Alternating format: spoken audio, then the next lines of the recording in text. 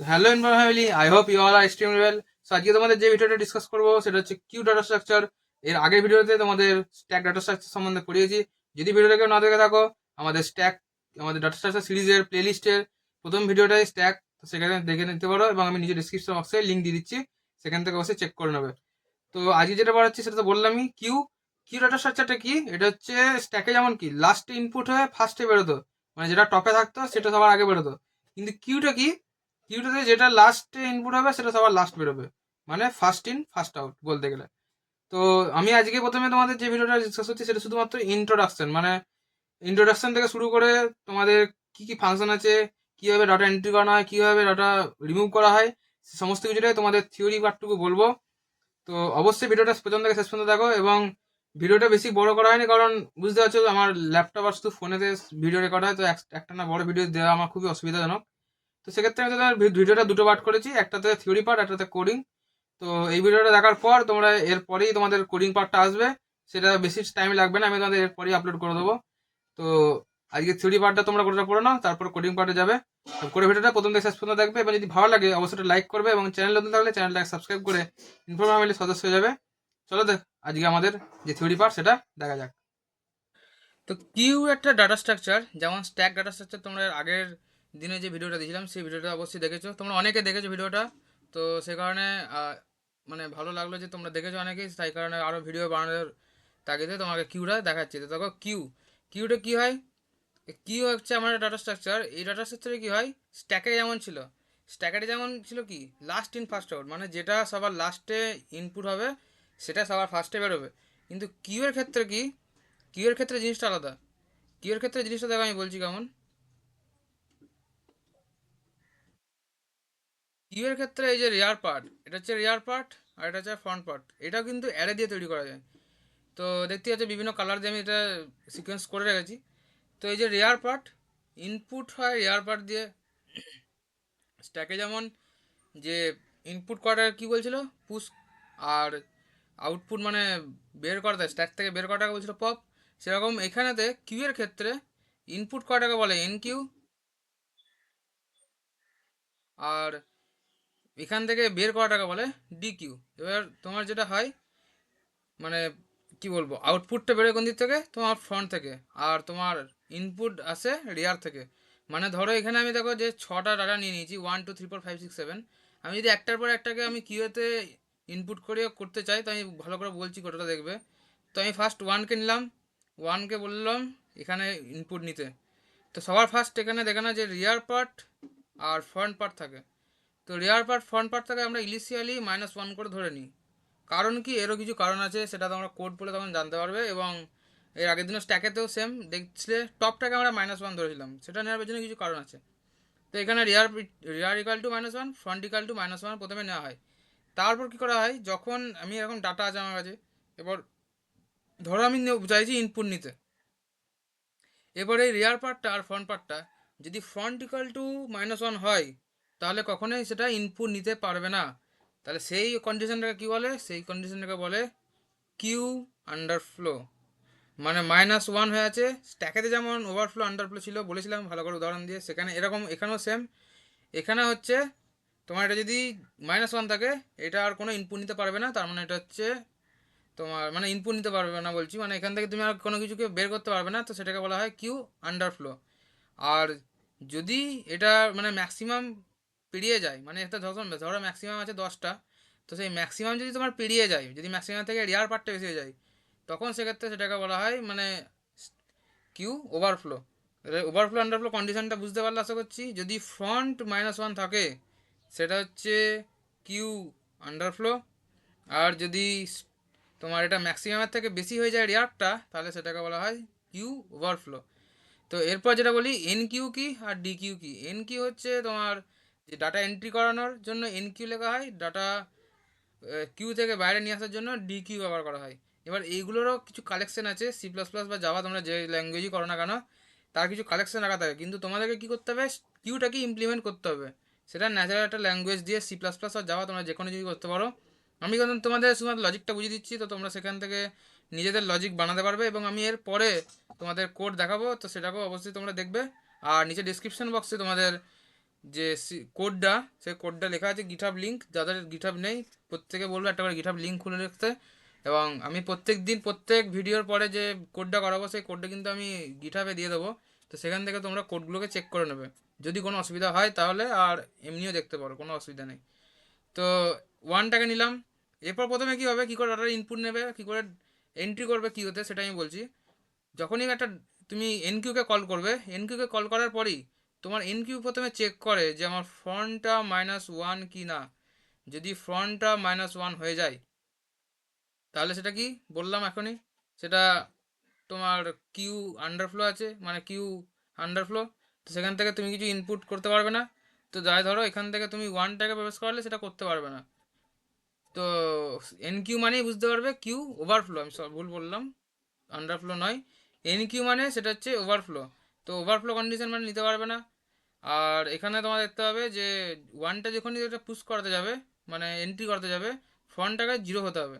তো আগে দেখে নেবে, চেক করবে এটা যে এটা ফ্রন্টটা -1 কি না। যদি ফ্রন্টটা -1 না হয় তাহলে এটা ডাইরেক্ট কি করবে, এই যে রেয়ার যেটা আছে, রেয়ার পার্টও -1 হয়ে আছে, বুঝতে পারছো, এটাও -1 থাকলে হবে না। তো এটা রেয়ার ইকুয়াল টু একটা বাড়াবে, তাহলে রেয়ার ইকুয়াল টু ধরো 0। তার মানে এই পজিশনটা হলো, তার মানে এই পজিশনটা হয়ে গেছে, দেখো রিয়ার ইকুয়াল টু 0। তাহলে কি করবে, কিউ কি বলবে, এই যে কিউ অ্যাডেটা আছে, এই কিউ এর যে রেয়ার পার্ট, এই যে 0 পার্ট, এখানে কি করবে, ওয়ানটাকে পুশ করিয়ে দেবে, মানে এন্ট্রি করিয়ে দেবে। এবার কি করলো, রিয়ার ইকুয়াল টু এটা হলো, ফ্রন্ট ইকুয়াল টু আমি কি করলাম, 0 করলাম। প্রথমে বললাম -1 থাকলে হবে না, 0 করে দেবো। এরপরে যখন আমি আবার টুকে এন্ট্রি করতে যাব, তখন দেখো আমার রিয়ার পার্টটা 0 আছে এবং ফ্রন্ট পার্টটা 0 আছে। তার মানে কি আমার ফ্রন্ট পার্টটা তো আমার আর -1 নেই। তার মানে কি আমি এখানে এন্ট্রি যত খুশি করাতে পারি, যত খুশি করাতে পারবো কতটা, 10 পর্যন্ত, 10টা অ্যারে পর্যন্ত। এবার তুমি এটা ম্যাক্সিমাম 20 50 যত খুশি নিতে পারো, তোমার ব্যাপার। তো এই জিনিসটা এবার যখন টুকে এন্ট্রি করাবে, তখন কি হবে, ফ্রন্ট আর কিন্তু চেঞ্জ হবে না, শুধু চেঞ্জ হবে কি রেয়ার পার্ট। তাহলে রেয়ার প্রথমে ছিল 0, রেয়ারটা ইন্ডেক্সটা বেড়ে 1 হবে, মানে এই বক্সটা রিজার্ভ হলো। এরপর কি হলো, টুটাকে এনে এখানে পুট করে দেওয়া হলো। তার মানে রেয়ার ইকুয়াল টু হলো, বুঝতে পারছো। এরপর আবার যখন 3 আবার এনকিউকে কল করবো, তার মানে কি 3 ভেতরে এন্ট্রি নেবে। এরপর আবার কি রিয়ার পার্টটা আবার এক ঘর বাড়লো, তার মানে এখানে কত হলো, 2 হলো। তাহলে আবার টুটা এখানে গিয়ে ইনপুট নিল, বুঝতে পারছো, আসলে 3টা এখানে ইনপুট নেবে। তো এবার আবার রিয়ার পার্টটা এখানেই থাকবে, ফ্রন্ট পার্টটা সামনেই থাকবে সেম। যদি এনকিউ করতে যাও, এনকিউ করার জন্য ফ্রন্ট পার্টটা এখানেই থাকবে, রিয়ার পার্টে কিছু, শুধু রিয়ার পার্টটা চেঞ্জ হবে। এটাকে ভালো করে বুঝে রাখো, এনকিউ মানে রেয়ার চেঞ্জ হবে, ফন্টে কিছু চেঞ্জ হবে না। ফন্ট যদি -1 থাকে একমাত্র, তাহলে সেটাকে আমি 0 করে এখানেই ফিক্সড করে দেবো, ব্যাস। এরপর শুধু যখনই আমি একবার করে এনকিউ করবো, তখন আমার রেয়ারটা বাড়বে, ফন্টে কিছু চেঞ্জ হবে না। আবার যখন 4টাকে আমি ইনপুট নেবো, তখন আবার এখানে আমার বেড়ে ছিল এটা 2, ইন্ডেক্সটা আবার বাড়বে 3, এই জায়গাটা রিজার্ভ হবে, তখন 4টা এখানে এন্ট্রি নেবে। আশা করছি বুঝতে পারছো, কোড গড়ালে বুঝতে পারবে জিনিসটা কী হচ্ছে। এরপর ধরো তোমরা চাইছো যে আমি ডি কিউ, মানে স্ট্যাকে যেমন পপ, এখানে সেরকম ডি কিউ, মানে তুমি ডাটাকে বাইরে বের করবে। এবার এবার প্রথমেই আমি কি বললাম, কিউএতে কী হয়, ফার্স্ট ইন ফার্স্ট আউট, যেটা ফার্স্টে আসে সে ফার্স্টে যায়। যেমন কোনো টিকিট কাটার ক্ষেত্রে, সেক্ষেত্রে বুঝতে পারবে যে আগে আসে সে আগে টিকিট নিয়ে সে আগে বেরিয়ে যায়, সেরকম ব্যাপার। তো যে আগে আসবে সে আগে এখান থেকে বেরোবে। সেরকম ডিকিউয়ে ধরো তোমার এখানে কি আছে, 1। তাই যখনই তুমি ডিকিউ ফাংশনটাকে কল করবে, এ দেখবে যে এখানে ডাটা আদৌ আছে কি না। যদি ডাটা না থাকে, ফন্টিক্যাল টু -1 থাকে, তার মানে সেটা হচ্ছে স্ট্যাক, স্ট্যাক নয় সরি, কিউ আন্ডারফ্লো। এবার এটা ধরো আমার এখানে যখন আমার ডাটা আছে তখন দেখতে পাচ্ছ, তার মানে কি আমি প্রথমে ফন্টিক্যাল টু 0 করে রেখেছি। তাহলে এখানে আমার ফন্টিক্যাল টু 3 পর্যন্ত হয়েছিল, রিয়ার ইকুয়াল টু 3 পর্যন্ত হয়ে আছে। তার মানে আমি কটা, 4টে ডাটা এখান থেকে আমি সরাতে পারবো। এবার যখনই ডিকিউ ফাংশনটাকে কল করবে, তার মানে এই প্রথমে চেক করে নিল যে ফন্ট ইকুয়াল টু -1 কিনা, ফন্ট ইকুয়াল টু -1 নয়, ফন্ট ইকুয়াল টু 0। এ কী করবে, তখন সামনে ডাটাটাকে তোমার বাইরে বের করে দেবে, এবার ফন্টটাকে 1 বাড়িয়ে দেবে।